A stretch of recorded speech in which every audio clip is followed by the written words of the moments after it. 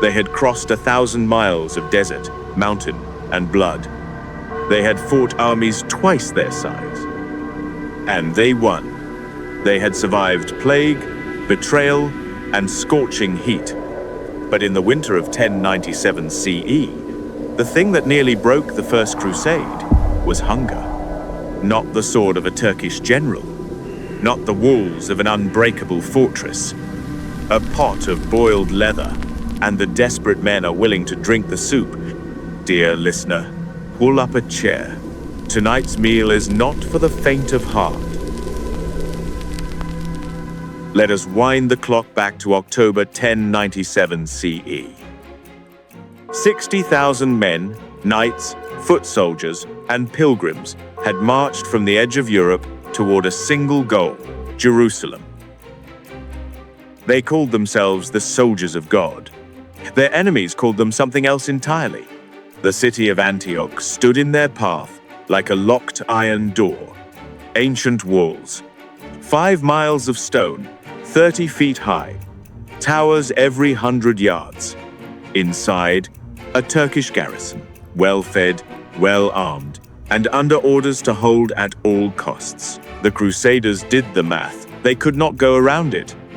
Antioch controlled every road south. If they wanted Jerusalem, they had to break Antioch first. So on October 20th, 1097, they made camp. And they waited. What they did not know was that those walls would hold them there for 8 months. And that, long before the city fell, the food would run out. In the early weeks, the army ate well enough. The fertile valley around Antioch had grain, livestock, wild game. The men were hungry from the march, but they were fed. Then Christmas arrived. By December, the surrounding valley had been stripped bare. Every field picked clean, every village raided, every orchard emptied. And the Turkish garrison inside Antioch? Still sitting on mountains of stored grain. A foraging party rode out on New Year's Eve, 60,000 men depending on them. They ran straight into a Turkish relief army and fought a pitched battle in the dark. They won, but they came back empty-handed. January 1098.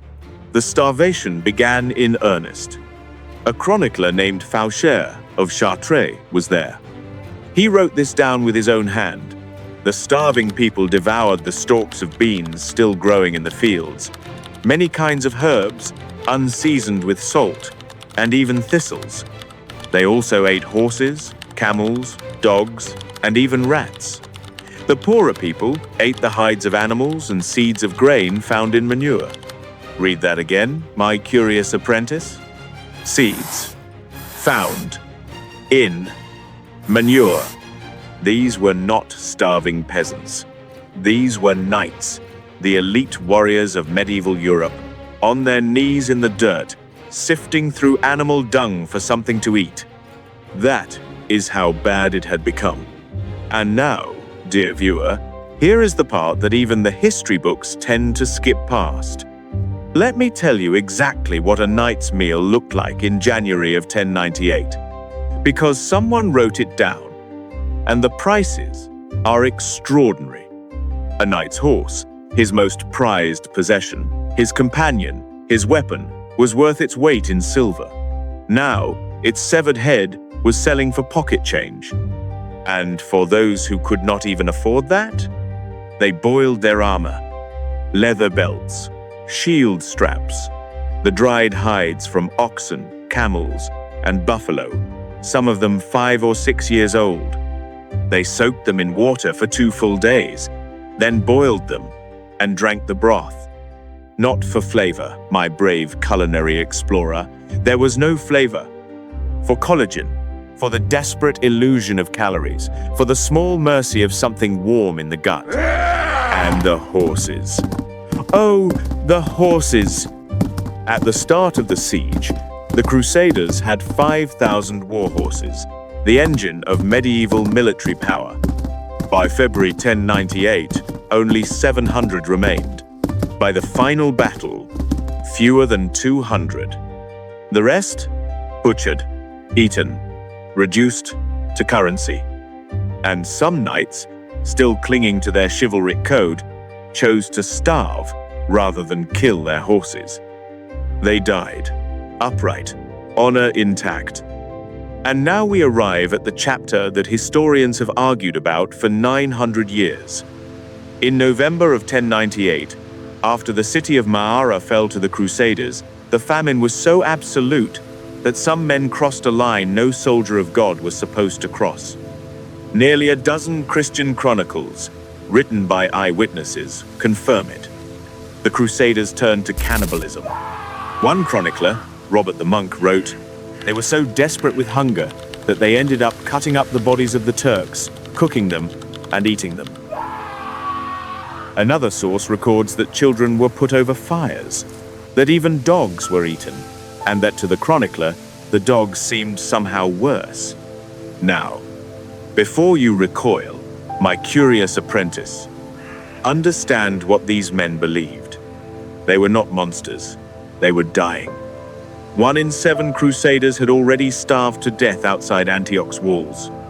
Their leaders were arguing. Their gods seemed silent. Their bodies were failing. And some among them, the Tafurs, the poorest and most desperate, made a choice. Survive at any cost. Taste, dear viewer, is memory in disguise. But survival is something older than memory. Something that strips away every rule, every law, every prayer, and leaves only the ancient question: how far will you go? Here is the part that makes this story extraordinary. June 28th, 1098. The city had finally fallen to the Crusaders through bribery, through a traitor inside the walls, through sheer desperate cunning. But now they were trapped inside their own prize. Kaboga of Mosul had arrived with an army of 35,000 men. The Crusaders, weakened, starving, reduced from 60,000 to maybe 15,000 fighting men, were surrounded. Their leaders debated surrender. Some tried to flee by scaling the walls at night and were caught. And then, in the middle of the starvation, the despair, the dying, something happened. A peasant named Peter Bartholomew announced he had received a vision that the Holy Lance, the very spear that pierced Christ at the crucifixion, was buried beneath a church in Antioch. They dug, and they found something. Whether it was real or not, whether God planted it or a clever man did, the effect was immediate and absolute.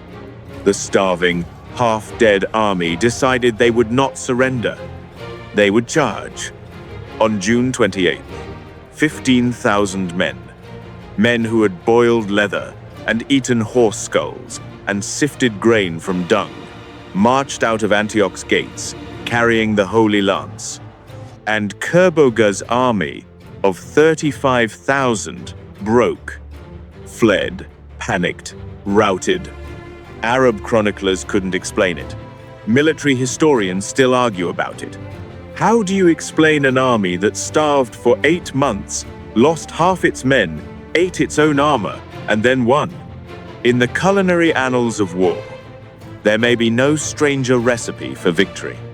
Boiled leather, horse broth, blind faith, and the most desperate, stubborn hunger to survive that history has ever recorded. The Crusaders eventually reached Jerusalem. What happened next is another story, and a far bloodier one. But before that, before the swords and the siege towers, they had to eat. And in the next chapter of the culinary annals, we go east, 500 years, a different warrior, a different kind of starvation ration, one so efficient, so condensed, so brutally engineered for survival, that modern armies still study it today. This isn't just dinner, it's drama.